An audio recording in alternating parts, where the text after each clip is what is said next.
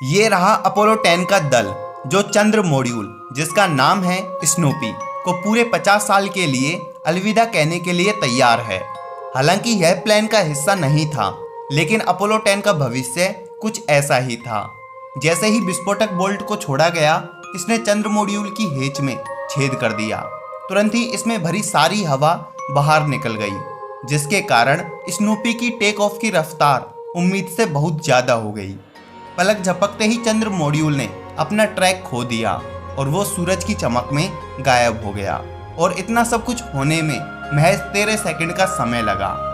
यह आखिरी बार था जब स्नूपी को कैमरे में कैद किया गया था। हालांकि वो हमारी नज़रों से ओझल थी, लेकिन उसकी लाइव लोकेशन हम कंप्यूटर पर देख पा रहे थे। परंतु कुछ घंटों बाद नासा ने पूरी तरह से इससे संपर्क खो दिया और करीब 5 दशक तक हम इसके होने से अनजान रहे। परंतु साल 2018 में खगोलविदों ने पृथ्वी के पास एक उड़ती हुई वस्तु की खोज की और यह साल 1969 में गायब हुआ चंद्र मॉड्यूल स्नूपी थी। परंतु 50 सालों तक ये कहाँ थी और कैसे इसका मूड चेंज हो गया और वापस ये अपने घर आ गई। इस वीडियो में हम अपोलो 10 के चंद्र मॉड्यूल की अनोखी यात्रा को देखने जा रहे हैं। सो हेलो गाइज, मैं हूँ सूरज।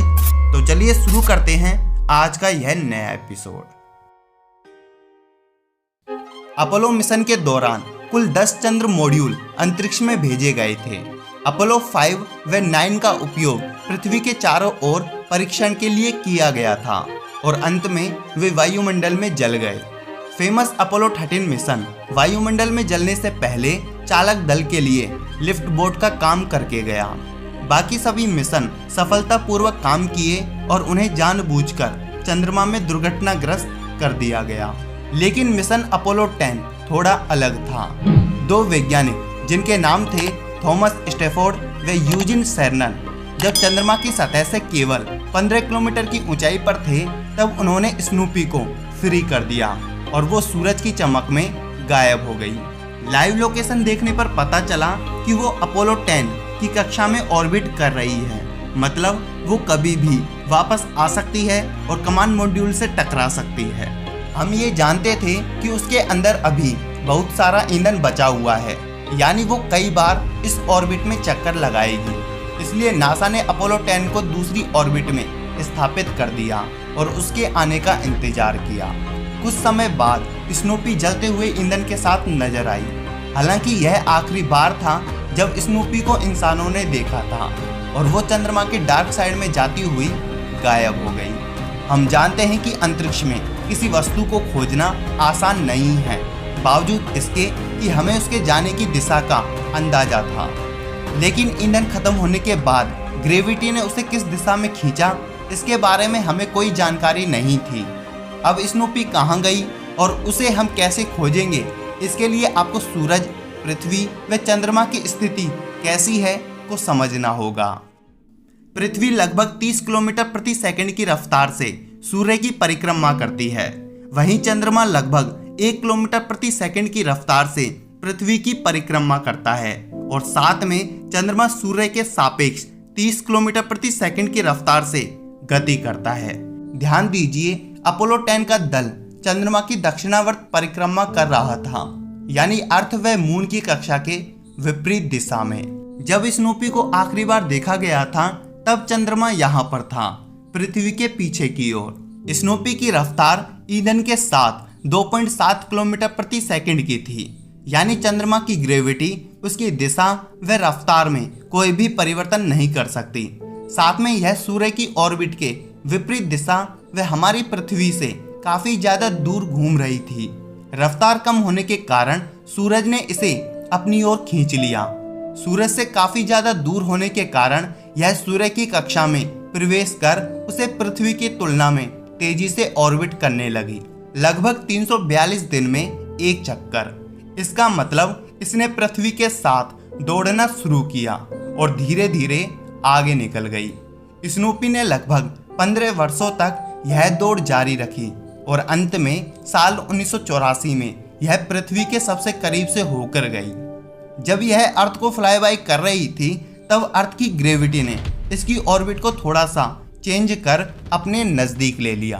और साल 1984 से लेकर 2018 तक यह कई बार पृथ्वी के करीब से गुजरी और खगोलविदों को नजर आया अंतरिक्ष का एक विशेष हिस्सा जहां से स्नूपी अर्थ से बेहद करीब से गुजरती है। परंतु स्नूपी को, जो कि महज 4 मीटर चौड़ी है, उसे खोज पाना वो भी अंतरिक्ष की इस गहराई में लगभग असंभव है। लेकिन साल 2018 की एक रात को आसमान में उड़ती हुई एक धुंधली सी वस्तु को खगोलविदों ने खोज निकाला। शुरुआत में इसे सिर्फ एक क्षुद्र ग्रह माना गया और इसे नाम दिया गया 2018 AV2।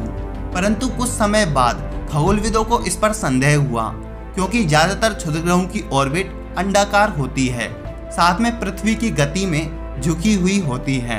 परंतु यह न तो अंडाकार ऑर्बिट में थी और ना ही झुकी हुई, बल्कि यह सूर्य के चारों ओर गोलाकार ऑर्बिट में थी, बिल्कुल हमारी अर्थ की ऑर्बिट के समान।